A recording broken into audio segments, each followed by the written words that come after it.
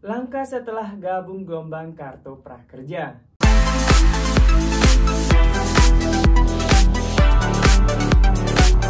Assalamualaikum warahmatullahi wabarakatuh. Selamat datang di channel gue Rahman. Di video kali ini saya akan memberikan langkah-langkah setelah teman-teman gabung gelombang Kartu Prakerja. Tapi sebelum kita lanjut ke pembahasannya, buat teman-teman yang belum subscribe channel gue Rahman, jangan lupa untuk klik tombol subscribe terlebih dahulu dan aktifkan lonceng notifikasinya agar teman-teman tidak ketinggalan informasi pada saat saya update informasi terbaru di channel ini. Kita langsung lanjut ke pembahasannya. Jadi teman-teman, banyak sekali pertanyaan dari teman-teman, apa sih langkah berikutnya setelah kita gabung gelombang Kartu Prakerja? Karena di sini kita mendapatkan informasi tentang menunggu gelombang ditutup. Jadi apa yang harus kita lakukan setelah kita gabung gelombang? Nah, buat teman-teman yang penasaran, di sini saya akan bahas secara detail dan secara lengkap untuk langkah berikutnya. Langkah pertama setelah teman-teman gabung gelombang yaitu menunggu gelombang ditutup. Jadi teman-teman yang sudah daftar Kartu Prakerja dan sudah gabung di gelombang 65 pasti sudah melihat notifikasi menunggu gelombang ditutup ini.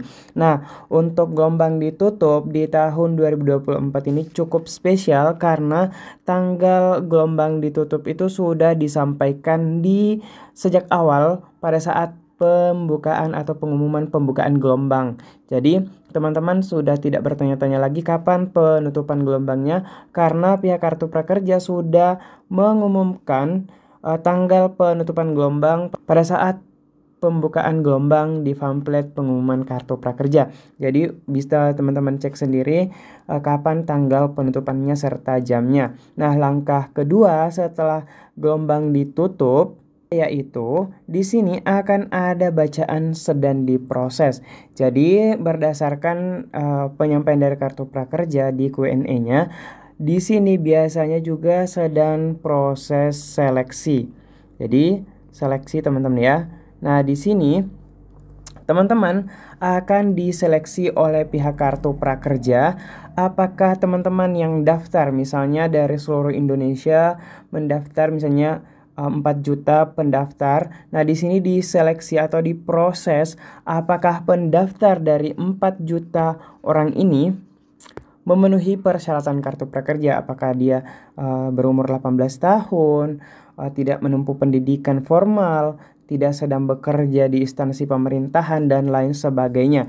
Jadi itu tujuan proses kedua ini teman-teman, untuk menentukan kelayakan teman-teman apakah layak untuk memenuhi persyaratan Kartu Prakerja atau tidak. Baik, kita lanjut ya ke langkah ketiga. Namun di sini saya mau memperlihatkan dulu tulisan sedang proses seleksi yang telah diumumkan oleh pihak Kartu Prakerja. Kurang lebih seperti ini teman-teman. Jadi ini tuh saya dapatkan di website resmi Kartu Prakerja, tahapan-tahapan yang harus teman-teman lewati. Nah, di sini tuh dikasih contoh gelombang 23, keterangannya dalam proses seleksi. Jadi ini sama dengan sedang diproses ya. Jadi teman-teman misalnya penutupan gelombang Kartu Prakerja di tanggal 25 pukul 23.59, maka setelah itu akan dalam sedang diproses atau dalam proses seleksi. Jadi tunggu saja notifikasi yang kedua. Oke, kita lanjut ya ke notifikasi yang ketiga. Jadi di evaluasi ketiga ini di bagian riwayat gelombang akan ada tulisan evaluasi. Jadi maksud dari evaluasi sendiri karena teman-teman sudah melewati 2 fase, yaitu menunggu gelombang ditutup, kemudian sedang diproses atau dalam proses seleksi untuk mengetahui apakah teman-teman memenuhi syarat. Nah, di evaluasi ini itu untuk menentukan siapa yang akan mendapatkan kuota di setiap daerahnya. Contoh di Sulawesi Selatan misalnya kuotanya 10.000 peserta di setiap gelombang. Maka di antara pendaftar 4 juta se-Indonesia dan ternyata yang daftar di Sulsel itu misalnya 25.000 orang. Nah, 25.000 orang ini dari hasil sedang diproses seleksi yang tahap kedua yang memenuhi syarat itu hanya 15.000 orang. Jadi 15.000 orang ini akan mengisi kuota 10.000 di atas ini teman-teman. Jadi seperti itu fungsinya di evaluasi ini.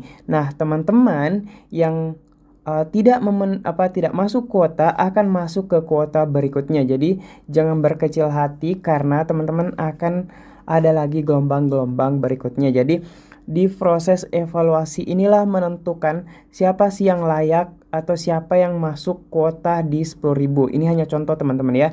Jadi perlu diketahui di setiap daerah di seluruh Indonesia ini ada kuota yang ditentukan masing-masing. Jadi ini hanya contoh, misalnya di Sulsel 10.000, di Jakarta 100.000 misalnya, atau di Jawa Barat 25.000. Intinya di setiap daerah kuotanya berbeda-beda berdasarkan pengalaman-pengalaman di tahun-tahun sebelumnya. Nah, di tahun-tahun sebelumnya pernah ada yang spill teman-teman ya kuotanya di setiap daerah. Namun di tahun 2024 ini karena baru 2 gelombang dan ini gelombang ketiga di 2024, belum ada bocoran-bocoran di setiap daerahnya.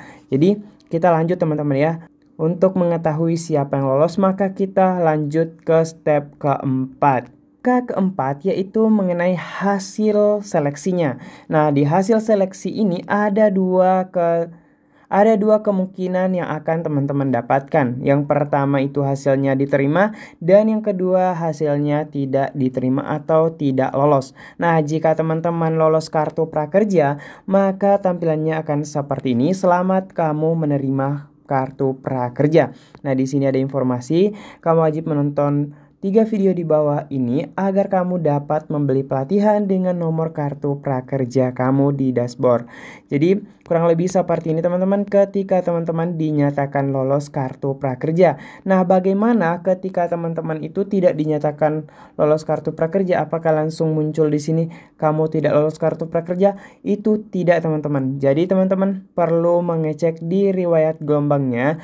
Nah, untuk yang lolos ini ketika akunnya dibuka akan langsung disambut seperti ini. Berbeda dengan yang tidak lolos kartu prakerja.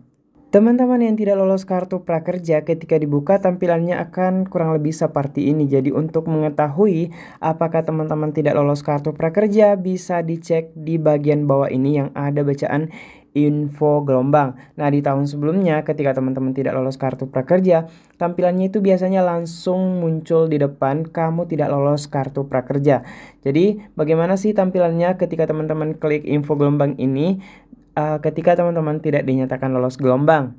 Tampilannya kurang lebih seperti ini teman-teman. Kamu belum berhasil. Silakan lihat penyebab kamu belum lolos gelombang pada menu riwayat gelombang. Nah, di sini teman-teman akan ada tampilan seperti ini. Nah, setelah kita klik yang ini kan, info gelombang, maka akan muncul seperti ini ketika teman-teman tidak lolos kartu prakerja. Jadi untuk mengetahui apa penyebab teman-teman tidak lolos kartu prakerja bisa dicek di riwayat gelombang ini teman-teman. Sebagai contoh, ini dia teman-teman riwayat gelombangnya. Misalnya di gelombang 23 gagal, kemudian tanggal daftarnya tanggal sekian, alasan tidak lolos, nih kamu terdaftar di Kementerian Pendidikan dan Kebudayaan atau data pokok pendidikan. Jadi di sini akan tertera alasan kenapa teman-teman dinyatakan tidak lolos gelombang kartu prakerja.